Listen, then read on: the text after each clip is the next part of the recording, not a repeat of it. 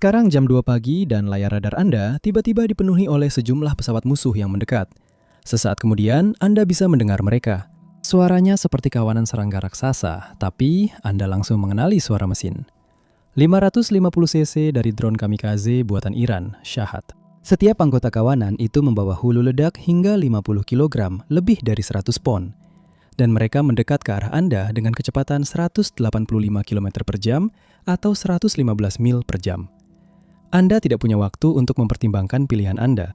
Anda menembakkan baterai rudal Patriot Pak 3 Anda, ancaman berhasil diatasi. Anda selamat, prajurit Anda juga selamat. Tapi itu benar-benar sangat mahal. Hesse Shahed 136 drone serang sekali jalan yang juga disebut Grand 2 oleh Rusia hanya memerlukan biaya sekitar $20.000 untuk diproduksi. Di sisi lain, setiap rudal Pak 3 harganya lebih dari $2 juta. Kamu tidak perlu gelar ekonomi untuk melihat bahwa situasi ini tidak berkelanjutan. Inilah realitas finansial yang mendorong strategi militer di Ukraina. Selama hampir 1 abad, sepanjang Perang Dingin dan Perang melawan teror, Amerika Serikat dan Sekutu Barat telah menghabiskan triliunan dolar untuk merancang sistem pertahanan udara canggih yang mampu menembak jatuh pembom siluman supersonik dan mencegat rudal balistik antar benua. Dan meskipun mereka bisa melakukan itu dengan sangat baik, mereka justru kesulitan menghadapi gelombang besar yang pada dasarnya adalah mesin temotong rumput terbang dengan bom yang dipasang di depannya. Inilah P1 Sandron, pencegat yang murah, sederhana, dan mudah dikembangkan ini sengaja dibuat hampir sejauh mungkin dari proyek raksasa. Namun lingkungan Erdan di revolusioner yang melahirkan drone ini berhasil melewati dominasi kontraktor pertahanan bernilai miliaran dolar dan menulis ulang aturan peperangan udara secara langsung. Percaya atau tidak, sejarah UAV atau kendaraan udara tak berawak dalam pertempuran sudah ada sejak paruh pertama abad ke-19. Selama pengepungan Venesia pada tahun 1849, Kekaisaran Austria meluncurkan ratusan balon udara panas yang membawa bahan peledak di atas kota tersebut. Beberapa berhasil mengenai target mereka, tetapi angin meniup balon lainnya kembali ke garis Austria. Jelas, semacam kendali jarak jauh akan sangat membantu. Perang Dunia I menyaksikan lompatan besar dalam teknologi UAV berkat penemuan pesawat terbang. Pada tahun 1918, Amerika Serikat mengembangkan Catering Bug, sebuah pesawat tanpa awak. Setelah menempuh jarak yang telah diprogram sebelumnya, sayap pesawat akan secara otomatis terlepas, menyebabkan badan pesawat beserta bahan peledaknya jatuh ke tanah. Meskipun sangat mengesankan untuk masa itu, perang berakhir sebelum pesawat ini sempat digunakan dalam pertempuran. Drone sejati pertama baru diciptakan pada tahun 1930-an ketika Inggris merancang pesawat yang dikendalikan dari jarak jauh bernama DH-82B Queen Bee, sebuah variasi dari De Havilland DH-82 Tiger Moth. Pesawat ini dikendalikan dengan radio dan bisa terbang hingga ketinggian lebih dari 5.000 meter atau sedikit di atas 16.000 kaki, serta mencapai kecepatan lebih dari 160 km per jam atau 100 mil per jam. Namun, Queen Bee bukanlah pesawat tempur. Itu adalah drone sasaran, hanya sebuah pesawat latihan yang digunakan tim anti pesawat untuk berlatih. Meski begitu, ini adalah UAV pertama yang bisa dikembalikan dan sepenuhnya dapat digunakan kembali, dan kita berutang istilah drone pada pesawat ini. Pesawat ini dijuluki demikian karena penamaan B-nya. Drone bersenjata pertama yang bisa dipulihkan baru dikembangkan saat Perang Vietnam oleh Amerika Serikat. Angkatan Laut AS Serikat memperkenalkan Gyrodyne QH-50 pada tahun 1963. Sebagai helikopter kendali jarak jauh yang dilengkapi dengan torpedo Mark 44 atau Mark 46 yang dirancang untuk peperangan anti kapal selam jarak jauh. Konsep aslinya bahkan mencakup kemungkinan melepaskan bom kedalaman nuklir, yang merupakan fakta menarik yang cukup gila. Tentu saja drone ini dibuat dengan Uni Soviet sebagai pertimbangan utama, dan kapal selam tidak memainkan peran besar dalam konflik Vietnam. Namun demikian, AS tetap menggunakannya, terutama dengan memodifikasinya menggunakan kamera televisi yang dipasang agar dapat berfungsi sebagai drone pengintai. Namun, drone-drone tersebut hampir tidak dapat diandalkan, dan Angkatan Laut kehilangan lebih dari setengah dari 746 kendaraan DAS miliknya di laut. Program ini dihentikan pada tahun 1969. Era modern peperangan drone dimulai pada tahun 70-an di Timur Tengah. Pada tahun 1973, pasukan pertahanan Israel memperkenalkan Theaduran Mastiff, yang secara luas dianggap sebagai drone pengintai militer modern pertama di dunia. Setelah itu, Israel Aircraft Industry Scout hadir sebagai pesaing. Kedua drone tersebut memainkan peran penting dalam Perang Lebanon 1982. IDF menghadapi perlawanan besar berupa rudal permukaan ke udara Suriah yang diluncurkan dari lokasi di Lembah Bakar. Dalam operasi Molek Cricket 19 yang namanya memang keren, Israel menerapkan strategi yang sangat cerdik dan efektif. IDF melengkapi kawanan Mastiff dan Scout dengan reflektor radar elektronik dan pemancar yang membuat mereka tampak seperti pesawat berukuran penuh di radar Suriah. Ketika diterbangkan di atas lembah bakar, Suriah mengira ada gelombang besar jet tempur Israel yang menyerang dan mereka mengaktifkan radar pelacak untuk mendeteksi mereka. Kemudian, drone Israel yang dilengkapi dengan kamera video dan sensor elektronik berhasil menentukan lokasi pasti radar Suriah. Mereka mengirimkan data ini kembali ke pesawat komando Israel E-2C Hawkeye yang ditempatkan beberapa mil jauhnya di atas Laut Tengah. Tepat saat sistem Suriah bersiap menembakkan rudal mereka ke arah drone F-4 Israel, Phantom dan peluncur berbasis darat menggunakan koordinat yang diberikan untuk meluncurkan serangan rudal anti radiasi yang mengarah langsung ke gelombang radar dan benar-benar menghancurkan baterai SAM tersebut. Dalam upaya putus asa untuk menyelamatkan sisa infrastruktur mereka, militer Suriah mengerahkan puluhan jet tempur MiG dan Sukhoi buatan Soviet mereka. Pertempuran udara yang sangat tidak seimbang yang terjadi kemudian terkenal dengan sebutan pembantaian lembah bakar. Dengan jaringan radar dan komunikasi mereka yang sudah dihancurkan, para pilot Suriah praktis terbang buta. Angkatan Udara Israel menembak jatuh setidaknya 82 jet Suriah tanpa kehilangan satupun pesawat mereka.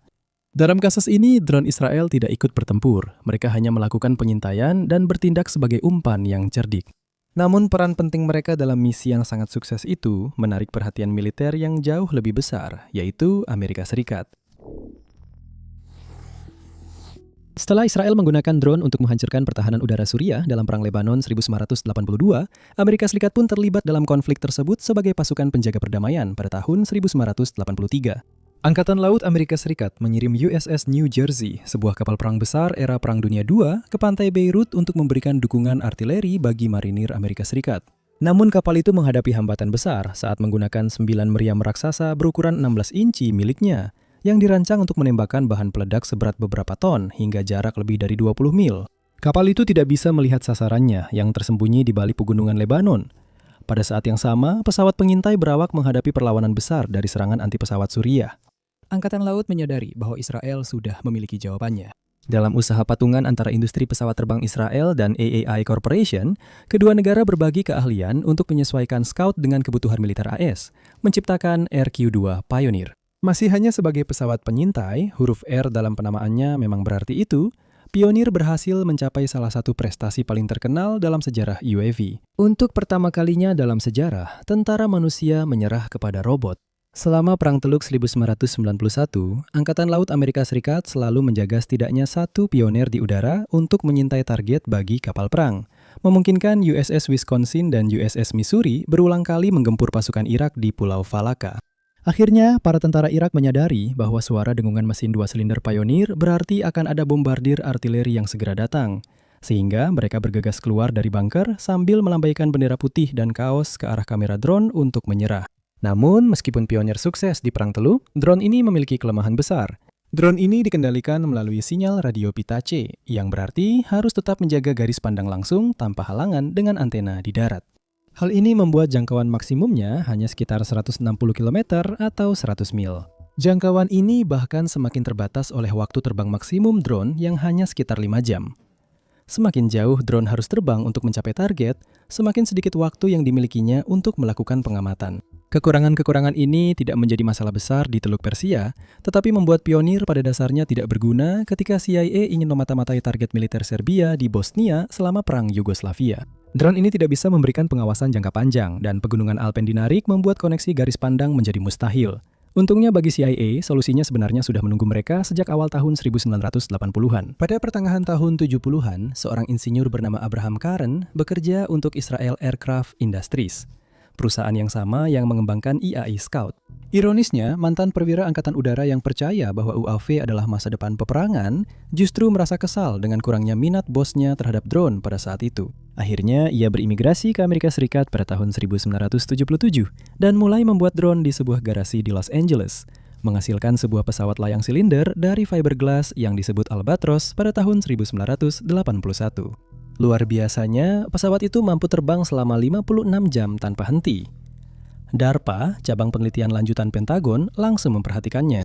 Mereka memberikan banyak uang kepada Karem untuk mengubah Albatros menjadi versi militer yang lebih tangguh yang disebut Ember. Sayangnya, Uni Soviet runtuh tak lama setelah itu, dan Amerika Serikat mulai memangkas pendanaan untuk program-program eksperimental.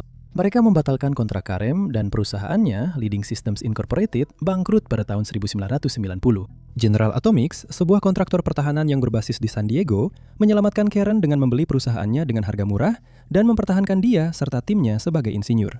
Hanya beberapa tahun kemudian, CIA datang ke General Atomics dengan masalah mereka di Balkan. Mereka diam-diam membeli 5 drone NAD-750 yang telah dirancang oleh Karem dan mengirimkannya ke Albania. Setelah mencobanya, CIA meminta peningkatan khusus pada tahun 1994. NAD terlalu berisik untuk operasi rahasia dan masih membutuhkan sambungan radio garis pandang.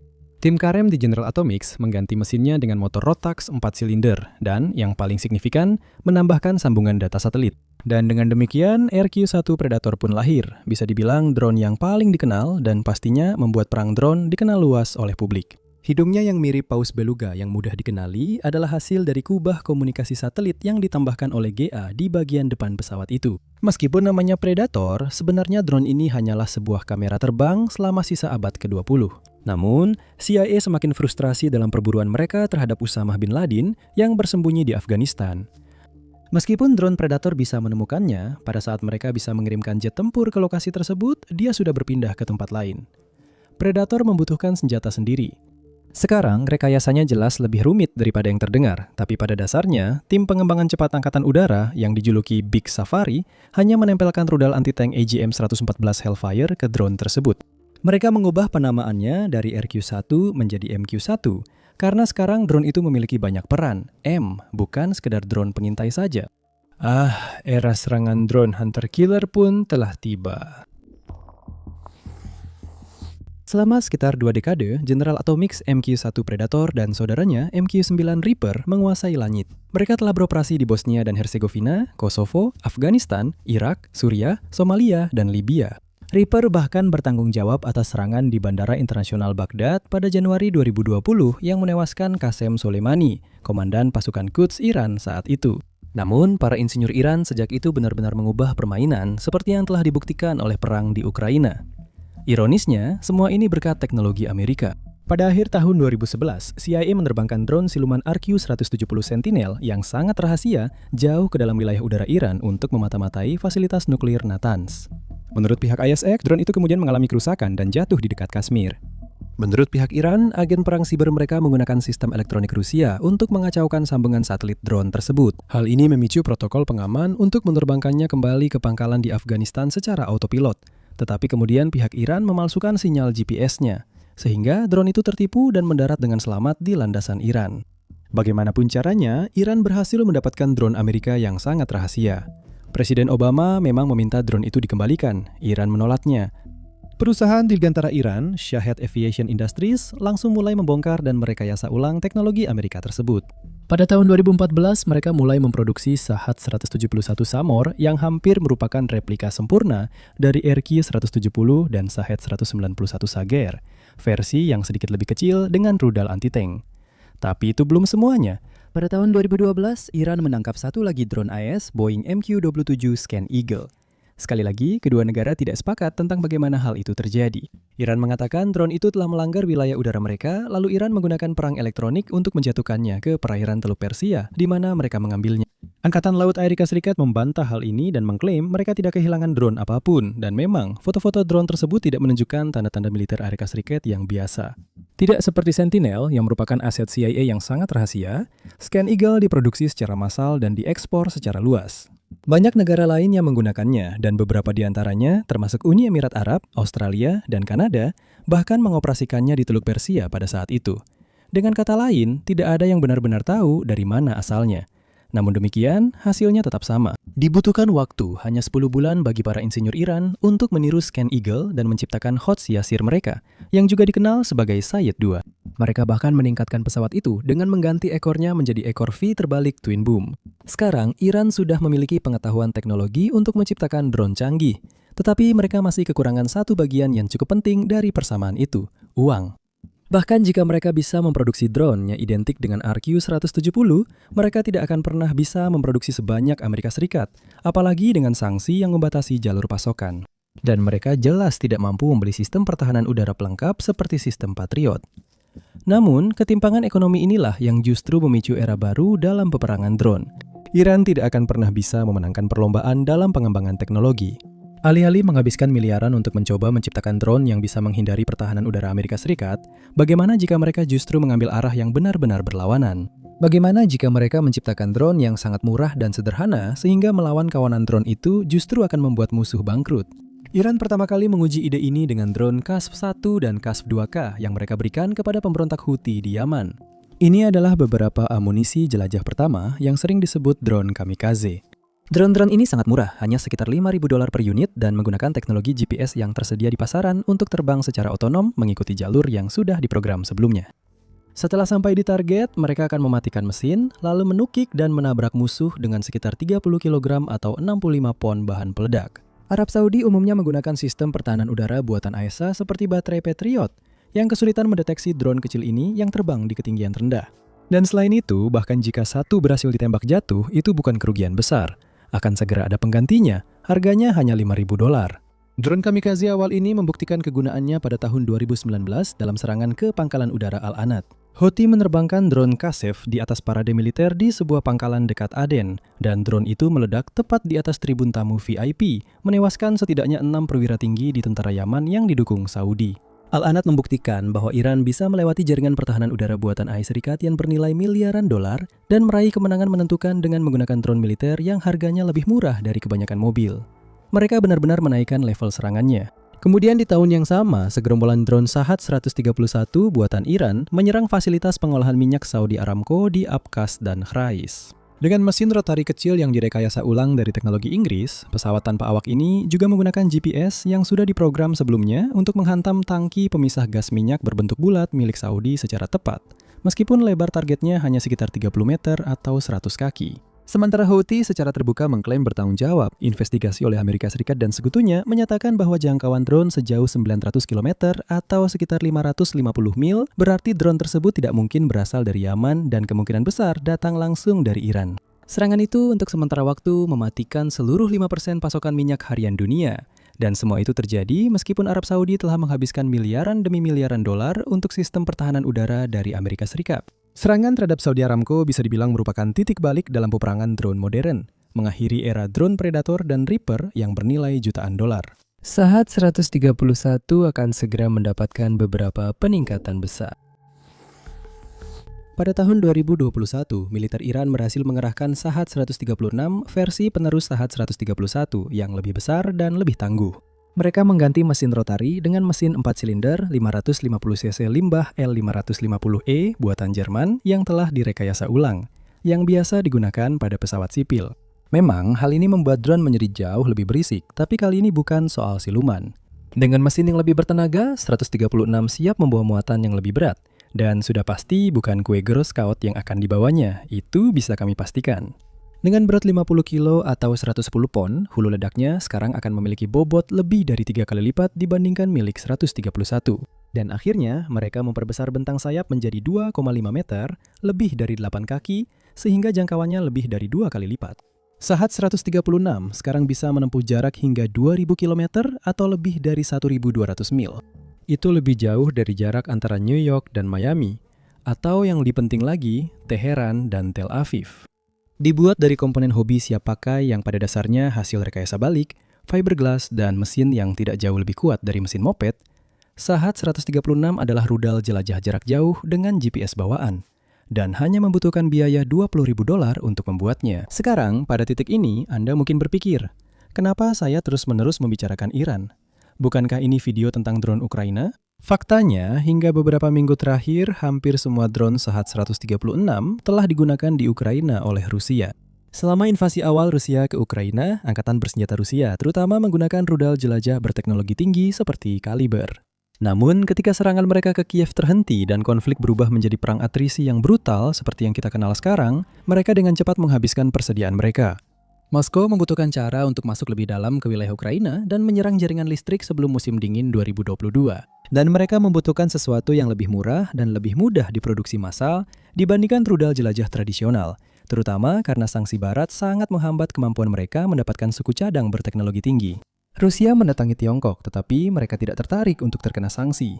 Mereka juga mendatangi Korea Utara, namun Korea Utara sebenarnya tidak memiliki teknologi militer yang bisa mengubah keadaan. Akhirnya, Iran memberikan solusi yang sempurna kepada mereka dalam bentuk Shahed 136. Antara September 2022 hingga awal 2023, Rusia meluncurkan lebih dari 1.000 Shahed 136 yang mereka ganti namanya menjadi Geran 2 ke jaringan listrik Ukraina. Menjelang pertengahan musim dingin, hampir sepertiga infrastruktur energi negara itu telah rusak parah atau hancur. Jutaan warga Ukraina menghadapi suhu beku tanpa pemanas, listrik, atau air mengalir. Dampak psikologisnya bahkan bisa dibilang lebih parah. Drone-drone itu terus berdatangan dan situasinya hanya akan semakin buruk. Pada bulan Desember 2022, terungkap bahwa Iran telah setuju membantu Rusia membangun fasilitas produksi mereka sendiri untuk Geran 2, yaitu pabrik drone Yalabuga di zona ekonomi khusus Alabuga di Tatarstan.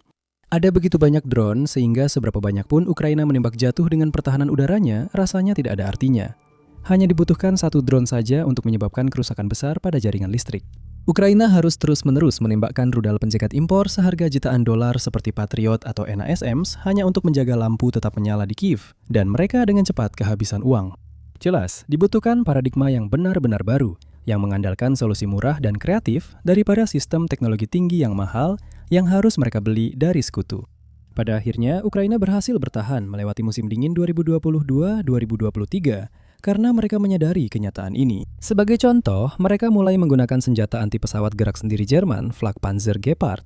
Awalnya dirancang pada tahun 70-an untuk menembak jatuh helikopter Soviet, Gepard terdiri dari dua meriam otomatis 35 mm yang dipandu radar. Menggunakan radar untuk membidik terbukti sangat efektif melawan Geran 2 dan amunisi 35 mm peledak tinggi, pembakar jauh lebih murah dibandingkan rudal permukaan ke udara. Faktanya, berdasarkan kontrak dengan produsen Rheinmetall, setiap peluru hanya berharga sekitar $600. Namun, cara paling keren yang digunakan Ukraina untuk menghadapi drone tersebut adalah dengan aplikasi smartphone yang tak disangka-sangka. Kelemahan terbesar Geran 2 bisa dibilang adalah suaranya yang bising. Mesin 550cc itu terdengar seperti mesin peniup daun, dan kawanan drone tersebut sulit untuk tidak terdengar saat bergerak di langit, terutama mengingat betapa rendah biasanya mereka terbang. Jadi, Teknari, sebuah kelompok relawan yang terdiri dari insinyur dan spesialis TI yang berbasis di Odessa, membuat aplikasi IPO, di mana warga biasa dapat dengan cepat menekan tombol jika mereka mendengar atau melihat drone di dekat mereka. Pada dasarnya, ini adalah sistem radar nasional berbasis crowdsourcing yang menggunakan telinga manusia. IPO saat ini memiliki lebih dari 800.000 pengguna terverifikasi yang telah membuat lebih dari 850.000 laporan. Dengan IPO yang benar-benar ada di tangan, Ukraina kemudian membentuk kelompok tembak bergerak. Mereka memasang senapan mesin berat murah seperti DSHK-M 1938 buatan Uni Soviet atau M2 Browning buatan Amerika, serta meriam otomatis anti pesawat seperti Gepard di bagian belakang truk pickup komersial yang dilengkapi lampu sorot dan termoskop. Mereka mengikuti data dari aplikasi tersebut untuk memburu drone dengan menggunakan peralatan yang didapat secara murah dan seringkali berstandar komersial. Ini benar-benar merupakan versi defensif dari kisah asal-usul Shahed 136, dan hal itu menempatkan Ukraina serta sekutu barat mereka dalam pola pikir yang tepat untuk menciptakan lingkungan rekayasa inovatif yang pada akhirnya menghasilkan Skyfall P1 Sun. Revolusi yang menghasilkan P1 Sun bisa dibilang merupakan salah satu perubahan paling dramatis dalam industri militer sejak revolusi industri itu sendiri. Bukan hanya terlalu lambat dan terlalu mahal untuk menunggu kontraktor pertahanan mapan di negara lain mengirimkan peralatan bernilai jutaan dolar melintasi lautan, tetapi juga terlalu terpusat. Sistem itu tidak mampu mengikuti realitas medan perang yang terus berubah setiap harinya. Selain itu, jika Ukraina membangun fasilitas manufaktur besar seperti di As Serikat atau Eropa Barat, serangan drone murah Rusia bisa menghancurkan semuanya setelah investasi miliaran dolar. Seperti aplikasi IPO, asal mula laboratorium bawah tanah berasal dari warga biasa, bukan dari mandat pemerintah atau strategi militer yang dikeluarkan dari meja seorang jenderal. Hampir segera setelah perang dimulai, pasukan Ukraina mulai menggunakan drone komersial DJI buatan Tiongkok, yang masing-masing harganya sekitar $500 untuk mendeteksi tank Rusia. Tidak butuh waktu lama sebelum para tentara mulai menggunakan printer 3D dan kabel pengikat untuk memasang granat tangan ke quadcopter hobi ini. Menjelang akhir tahun 2023, hal ini telah berkembang menjadi produksi massal drone kamikaze sudut pandang orang pertama. Alih-alih membangun fasilitas pemerintah raksasa di mana satu rudal jelajah Rusia bisa membunuh semua insinyur mereka dalam satu serangan, Kementerian Pertahanan Ukraina dan biro lainnya membentuk Brave One. Dengan anggaran tahun 2024 sebesar $39 juta, Brave One hanyalah sebuah platform yang menghubungkan para insinyur, ilmuwan, personel militer, dan investor untuk mengalidayakan industri militer ke ratusan startup kecil dan independen. Berlokasi di Kiev, di garasi, gudang era Soviet lama, dan secara harfiah di bawah tanah. Ekosistem laboratorium bawah tanah ini sangat bergantung pada rekayasa balik untuk tetap selangkah lebih maju dari musuh. Setiap kali unit peperangan elektronik Ukraina berhasil mengacaukan dan menjatuhkan drone Rusia, tim pemulihan garis depan akan mengambilnya dan mengirimkannya ke laboratorium bawah tanah khusus di Kiev atau Lviv. Di sana, mereka membongkar drone tersebut dan mencari tahu cara kerjanya. Drone Rusia banyak mengandalkan suku cadang komersial yang didapat dari seluruh dunia, termasuk negara-negara barat. Dan meskipun hal ini membuatnya murah, ini juga membuatnya mudah untuk dibedah oleh insinyur Ukraina. Sebagai contoh, Gran 2 yang ditemukan di Ukraina memuat prosesor Texas Instruments TMS-320 dan pompa bahan bakar dari perusahaan Inggris Amerika TI Fluid Systems. Setelah microchip drone Rusia berhasil diidentifikasi dan frekuensi radionya berhasil didekode, platform Brave One mulai berperan. Mereka membuat permintaan kepada jaringan lebih dari 1.500 startup teknologi Ukraina dan meminta perangkat baru. Itu bisa berupa drone interceptor yang cukup cepat untuk menandingi karakteristik mesin tertentu, atau jammer yang dapat menangani frekuensi tertentu. Mereka kemudian menawarkan hibah kepada startup manapun yang dapat membuktikan bahwa mereka telah merekayasa balik langkah-langkah penangkal yang diperlukan terhadap ancaman Rusia tertentu. Sejauh ini, platform Brave One telah memberikan lebih dari 470 hibah semacam itu, dengan total sekitar $33 juta dalam pendanaan. Dan lebih dari 50 startup Ukraina telah menerima lebih dari $105 juta modal awal swasta dari investor Eropa dan Irish Sekat. Semua pendanaan ini jelas telah menciptakan ledakan ekonomi bagi startup pertahanan. Sebelum perang, hanya ada 7 produsen drone di Ukraina. Sekarang ada lebih dari 500. Pada tahun 2023, mereka sudah memproduksi 600.000 drone FPV.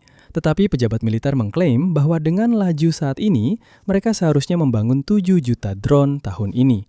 Sebagai perbandingan, militer Amerika Serikat yang jelas merupakan yang terbesar dan paling banyak didanai di dunia, hanya memproduksi sekitar 100.000 drone tempur per tahun. Dari ekosistem yang sangat dinamis yang terdiri dari ratusan startup, hibah pemerintah dan investor Ventura ini, Skyfall telah berkembang dari 4 insinyur yang bekerja di garasi di Ukraina menjadi ikon revolusi laboratorium bawah tanah, sebuah perusahaan teknologi pertahanan besar yang mempekerjakan ribuan orang. Sebagai salah satu pelopor di platform Brave One, mereka juga telah menerima investasi asing yang cukup besar hingga menjadi produsen UAV terbesar di Ukraina. Keberhasilan besar pertama Skyfall adalah dengan drone pengebom Vampire tak lama setelah invasi Rusia pada tahun 2022. Fakta bahwa drone ini dijuluki Baba Yaga oleh pasukan Rusia sesuai dengan karakter perempuan dalam cerita rakyat Slavia yang berkeliling dengan lesung dan menggoreng dan memakan anak-anak seharusnya memberi Anda gambaran tentang reputasinya di medan perang. Baba Yaga meneror langit dengan rangka mirip laba-laba yang terdiri dari 6 hingga 8 rotor. Drone ini dilengkapi dengan kamera pencitraan termal inframerah dan hulu ledak roket seberat 15 kg atau 33 pon. Armada pembom tak berawak ini telah melakukan lebih dari 2,5 juta misi tempur pada tahun 2025. Selain julukannya, vampir ini menimbulkan ketakutan yang begitu besar di hati pasukan musuh, sehingga seluruh mitologi telah berkembang di sekitarnya. Prajurit Chechnya di tentara Rusia bahkan mengklaim bahwa mereka pernah bertemu vampir dengan cakar yang menempel pada tubuhnya yang menculik tentara yang terluka dari medan perang. Meskipun memang ada drone industri yang bisa mengangkat manusia, itu akan menjadi hal yang sangat sulit bagi UAV militer seperti vampir. Namun, hal ini menunjukkan betapa hebatnya perangkat keras militer yang dimiliki Skyfall.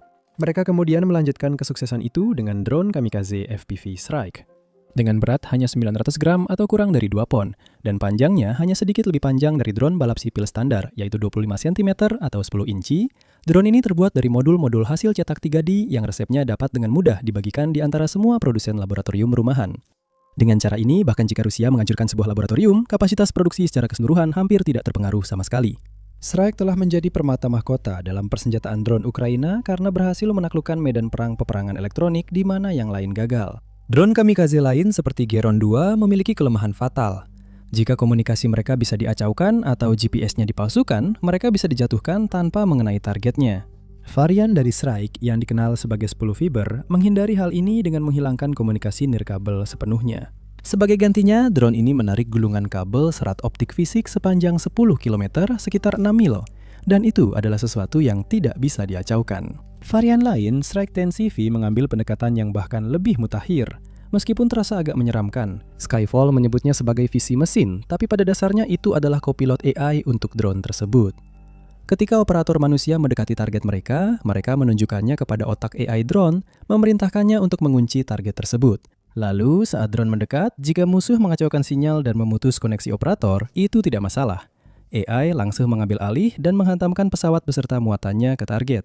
Dan semua ini dilakukan dengan biaya maksimal hanya $1.500 sudah termasuk semua fitur lengkapnya. Varian dasar untuk siang hari harganya hanya $300. Itu bahkan lebih murah daripada mesin kopi. Pada titik ini, Skyfall benar-benar mulai membalikkan keadaan. Sekarang Ukraina telah berubah dari negara importir yang bergantung pada perangkat keras militer berteknologi tinggi dari Amerika Serikat dan sekutu Eropa, menjadi eksportir dengan teknologi drone mutakhir yang diinginkan semua orang. Pada awal Maret 2026, Pentagon memutuskan pemenang tahap pertama dari program dominasi drone mereka. Sebuah inisiatif senilai $1,1 miliar untuk segera memasok militer Amerika Serikat dengan 30.000 drone taktis baru. Dan tebak siapa yang memenangkan juara pertama? Strike 10 Fiber. Dengan skor hampir sempurna, yaitu 99,3 poin, lebih baik daripada puluhan kontraktor pertahanan Amerika yang memiliki uang dan sumber daya jauh lebih banyak, Strike 10 Fiber benar-benar mengungguli semuanya. Revolusi ekosistem lab di ruang bawah tanah sama besarnya secara ekonomi maupun teknologi. Ukraina mendesentralisasi rekayasa mereka dan memangkas keruwetan birokrasi militer dan prosedur kontraktor pertahanan. Vampir atau Baba Yaga jika Anda mau, dan Strike adalah perangkat keras militer yang luar biasa, tetapi mereka bersifat ofensif. Mereka tidak serta-merta menyelesaikan masalah yang ditimbulkan oleh drone Grand 2 milik Rusia. Untuk itu, Ukraina membutuhkan drone pencegat, UAV yang secara khusus dirancang untuk menetralkan UAV lain. Seperti Strike, P1Sun terbuat dari modul-modul yang dapat dengan mudah dicetak menggunakan printer 3D. Skyfall dapat mengirimkan instruksi untuk modul-modul ini ke laboratorium bawah tanah di seluruh negeri, dan mereka dapat membuat modul-modul terbaru untuk menggantikan yang lama, serta mencampur dan mencocokkan agar selalu selangkah lebih maju dari musuh. Sebagai contoh, operator dapat melepas modul kepala untuk mengganti kamera optik siang standar dengan versi penglihatan malam thermal. Kecil dan ringan, P1 Sun dapat terbang sangat tinggi dan sangat cepat. Ia dapat beroperasi pada ketinggian hingga 5.000 meter atau 16.400 kaki dan melaju hingga 450 km per jam. Itu sekitar 280 mil per jam. Bandingkan itu dengan ketinggian maksimum Shahed 136 atau Grand 2 yang hanya 4.000 meter, sekitar 13.000 kaki. Dengan kecepatan tertinggi 185 km per jam atau sekitar 150 mil per jam. Dan mudah untuk melihat bagaimana sang pemburu akan menjadi mangsa. P1 Sun membawa hulu ledak kecil seberat hanya 800 gram kurang dari 2 pon. Tetapi ia menggunakan kecepatan, kelincahan, dan keunggulan teknologinya untuk memberikan kerusakan maksimum pada setiap target yang ditemukannya. Alih-alih hanya menabrak musuhnya, P1 Sun dilengkapi dengan AI visi mesin seperti Strike yang membimbingnya ke bawah sayap drone musuh seperti remora di bawah hiu, lalu meledakkan hulu ledaknya dengan sekering jarak dekat. Ledakan tersebut mencabik-cabik badan Grand 2 yang terbuat dari fiberglass dan menghancurkannya menjadi kepingan-kepingan. P1 Sun baru digunakan selama beberapa bulan, tetapi rekam jejaknya sudah sangat mengintimidasi, setidaknya bisa dibilang begitu. Skyfall mengklaim mereka telah menembak jatuh lebih dari 1.500 drone Grand 2 dengan tingkat keberhasilan sekitar 80%. Selain itu, ini masih dengan operator manusia yang menerbangkan drone ke sekitar area target UAV sebelum membiarkan AI mengambil alih. Endgame adalah drone interceptor yang dapat diluncurkan dan menghancurkan drone musuh secara mandiri hanya dengan satu kali tekan tombol. Saat drone Grand 2 dihancurkan di Ukraina, ini benar-benar membalikan perhitungan ekonominya. Sekarang bukan lagi rudal Patriot seharga $4 juta untuk menjatuhkan drone seharga $20.000. Sekarang drone seharga $20.000 dijatuhkan oleh drone yang bahkan lebih murah seharga $1.000. Kini giliran Rusia yang menguras uang dalam perang habis-habisan ini. Sudah dikenal lewat Strike, kini P1 Sun memiliki pembeli internasional yang berdatangan ke pintu Skyfall. Negara-negara teluk seperti Qatar, UAE, dan terutama Arab Saudi yang pernah merasakan brutalnya serangan Syahad di fasilitas Saudi Aramco pada tahun 2019, membutuhkan persis apa yang ditawarkan, yaitu pertahanan efektif terhadap drone kamikaze Iran yang sudah lama mengancam kilang, bandara, dan pangkalan militer mereka. Dan sejak dimulainya operasi Epic Fury pada Maret 2026, telah secara aktif menyerang mereka. Meskipun Kementerian Pertahanan mereka mungkin memiliki anggaran lebih besar daripada Ukraina untuk terus mengeluarkan jutaan dolar demi rudal Patriot AS, pada akhirnya ini adalah permainan angka yang tidak bisa dimenangkan. P1 Sun adalah sesuatu yang wajib dimiliki, dan akibatnya beberapa negara Teluk sudah menandatangani perjanjian dengan Ukraina senilai miliaran dolar. Revolusi lab rumahan kini secara resmi telah mendunia. P1 Sun milik Skyfall masih jauh dari akhir dalam pertarungan drone yang terus berkembang setiap hari di Ukraina. Sebaliknya, ini hanyalah perkembangan terbaru pasca perang. Bagian dari versi Iron Dome Israel yang dibuat secara mandiri, gotong royong, dan terdesentralisasi oleh Ukraina. Alih-alih mengandalkan rudal pencegat yang mahal, kubah anti-drone ini menggabungkan sumber daya sipil seperti EPO-UP, drone canggih berpemandu AI seperti P1 Sun, dan bahkan laser. Ya, dalam waktu dekat, dukungan artileri untuk drone seperti Baba Yaga dan P1 Sun mungkin saja akan berupa senjata energi terarah yang disebut Sunray.